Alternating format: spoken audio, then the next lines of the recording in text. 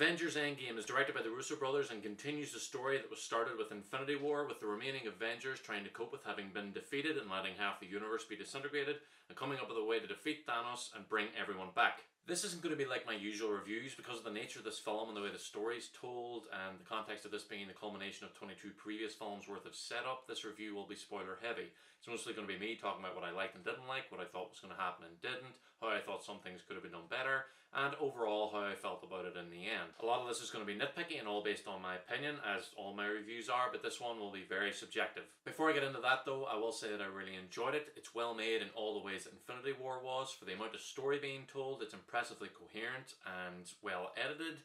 The performances are all great, and a movie like this is here to entertain the audience as much as possible, and it does a great job at that.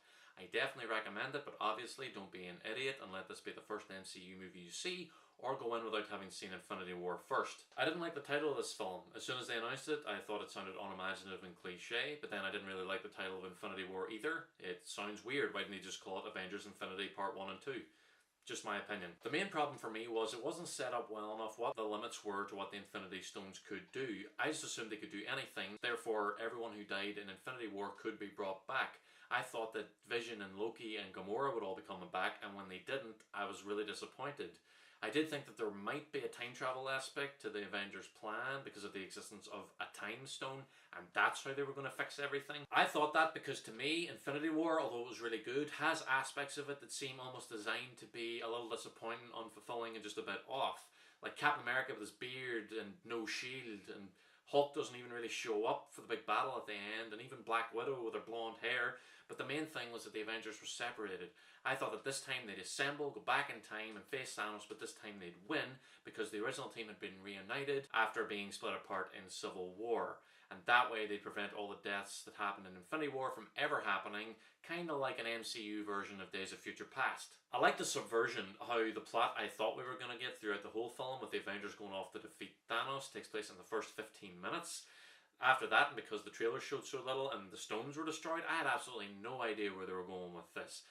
Then when the time travel idea is introduced, I got excited because it seemed like they were going to do what I thought they would with a time stone, only with a time machine. The time travel thing was a lot of fun, but I thought that it went on a bit too long, and that was time that could have been better spent in the final third of the film. When the characters who were disintegrated in Infinity War are finally brought back, it all feels very rushed. There isn't enough time given to show them all reuniting before the big battle. It's missing those satisfying character moments like Ant-Man and the Wasp, or Captain Marvel and Nick Fury, or even the Guardians of the Galaxy finally being reunited. Because it didn't set up early enough that the Infinity Stones can't bring people back from the dead, I was really thrown off because I was watching the whole film under that assumption. Like when Black Widow dies, it didn't have nearly the impact that it should have because I thought it was just temporary.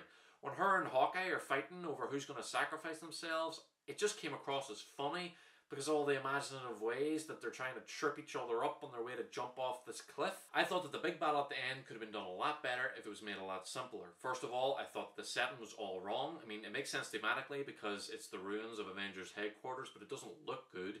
It's messy and dark, and because of that, it's really difficult to see what's happening. I mean, the battle in the field in Infinity War was pretty uninteresting, but at least you could see what was happening. They should have got rid of the Wakandan soldiers, the other sorcerers, the other Asgardians, and apparently, I found out later, the Ravagers from Guardians of the Galaxy. I didn't even see them. It should have been the main characters and the more notable side characters, and that's it. Just like in Avengers and just like in Age of Ultron. The whole thing felt like the Battle of the Five Armies meets Ready Player One. There's too much going on, there's too many people, and to really take in everything that's happening, you'd have to keep pausing the film. I was a bit disappointed with Thanos this time round. I liked how they killed him at the start, and I don't really mind that they brought him back as the villain, but it just didn't really feel right. Maybe if it had been a version of him that had had more experience with the Avengers than the one that was from Guardians of the Galaxy. I thought it was really funny that Thor was overweight. It was very unexpected, but they should have dropped it at some point. I just kept waiting for something to happen, like Thor was going to raise his hammer and he'd get hit by a bolt of lightning and then he'd be in shape again, something like that. It's just silly at the end when he's fighting Thanos and his armor's just bulging around his stomach. They also should have cut back on a lot of the improvising scenes with Thor. A lot of that really didn't work. I have no problem with 3-hour movies as long as the story justifies the runtime, which this certainly does. And I held it as long as I could, but I had to give in and I went for a piss just as Thor is about to start talking to his mother. I missed that whole conversation and came back just in time to see him get his hammer back. So I have no opinion on what must have been a good emotional scene, but I did like that he got his hammer back. I was really worried that Captain Marvel was going to ruin this for me because there was a lot of talk about her being the strongest character, and it really seemed like she was going to be the one who finally defeats Thanos, which would have been really boring. But I actually really liked her in this, and I didn't in her own film at all. She's actually likable, and I was really looking forward to seeing her show up again at the end of the film. And I actually really liked the short hair look as well. Things I loved. Captain America using Thor's hammer, Tony getting to see his father again and finally getting closure, the surprise cameos, especially Robert Redford, James D'Arcy and Tilda Swinton, Captain America saying Hail Hydra in the elevator to avoid a brawl at the one in Winter Soldier, the joke about Cap's ass being America's ass, and the new version of the Hulk.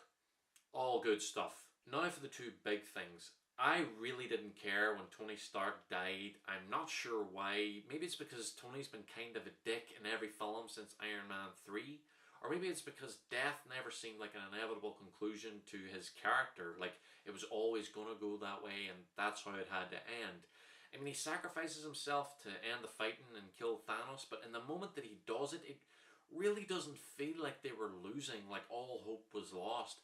Maybe if it had felt that way, or he had done it to save another character from being killed on the battlefield, it would have made more sense, but I don't know, it just kind of felt like they were trying way too hard to make us cry, and it came across a bit forced when the ending should have been triumphant and happy. Plus, I still had the feeling that maybe they were still going to fix everything. The whole thing felt like Dragon Ball Z. Like, people do die, but then there's a time machine and magic rocks that can alter reality and reverse time, so who knows what could happen. I'm sure they could have come up with a way to save everyone given that they had a time machine. This is part of the reason I feel I really need to see the film again so that I'll be able to feel everything properly, because I'll know that it's not going to get fixed. In theory, as an idea, Captain America's ending was, to me, perfect. But it shouldn't have happened that way. It broke all the rules of time travel that were established at the start of the film, and the satisfaction of finally getting to see Cap be happy with the woman that he loves is reduced significantly when we see him as an old man who has now outlived her. They should have kept Tony alive and had this be the emotional punch at the end of the film. This is how I think the film should have ended. Basically have that same scene, only all the Avengers are there and Tony's there too. And just when Cap's about to go back in time, Bucky notices that his shield's lying on the ground. He picks it up and turns around going like, "Hey Steve, aren't you going to need this?" And then they make eye contact. Cap gives him a small smile and a wee salute, disappears back in time. When he doesn't come back, everybody's freaking out, what went wrong, but Bucky's just standing there with a smile on his face because he knows exactly what happened. He tries on the shield to see if it fits, because it's indicating that he might be the new Captain America, because it makes far more sense than Sam Wilson.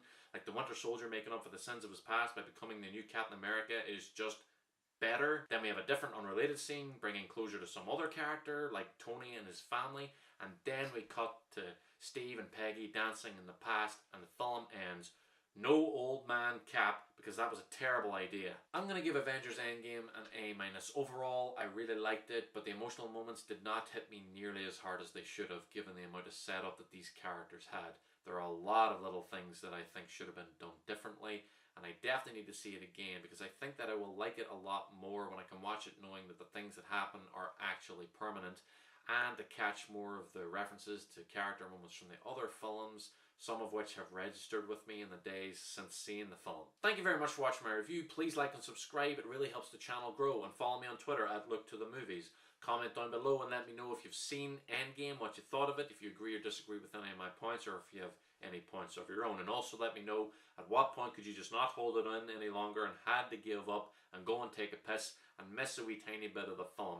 The place I go to the cinema really needs to get toilets that are attached to the actual screening room with a wee screen inside that shows the film simultaneously so you don't miss anything. I'm sure they have that kind of thing somewhere, but not here. I'll be back soon with more reviews, and I'll see you then.